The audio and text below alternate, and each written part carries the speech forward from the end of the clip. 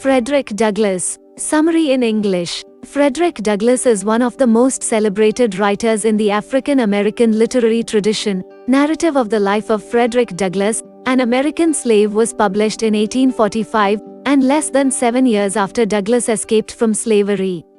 Douglass' story all begin with his birth and childhood, but each new version emphasizes the mutual influence and close correlation of Douglass' life with key events in American history.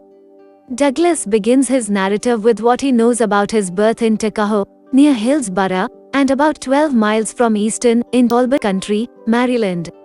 He has no accurate knowledge of his age. His mother was named Harriet Bailey. She was the daughter of Isaac and Betsy B., both colored and quite dark. His father was a white man. Douglass knows that his master was my father, his mother, and he was separated when he was but an infant.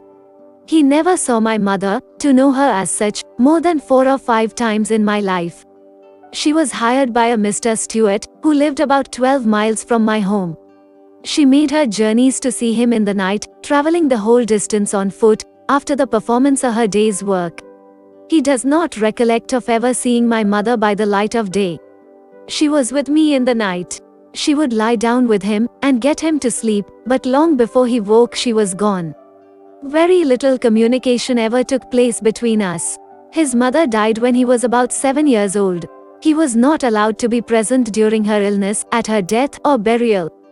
The master is frequently compelled to sell this class of his slaves, out of deference to the feelings of his white wife, and cruel as the deed may strike anyone to be, for a man to sell his own children to human fleshmongers. He had 2 masters. His first master's name was Anthony. He was generally called Captain Anthony, a title. He was not considered a rich slaveholder.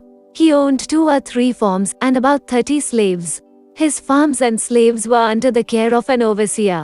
The overseer's name was Plummer, who was a miserable drunkard, a profane swearer, and a savage monster. Master was not a humane slaveholder. It required extraordinary barbarity on the part of an overseer to affect him.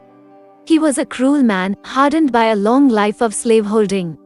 He would at times seem to take great pleasure in whipping a slave. From his earliest recollection, he dates the entertainment of a deep conviction that slavery would not always be able to hold him within its foul embrace. This good spirit was from God, and to him he offered thanksgiving and praise.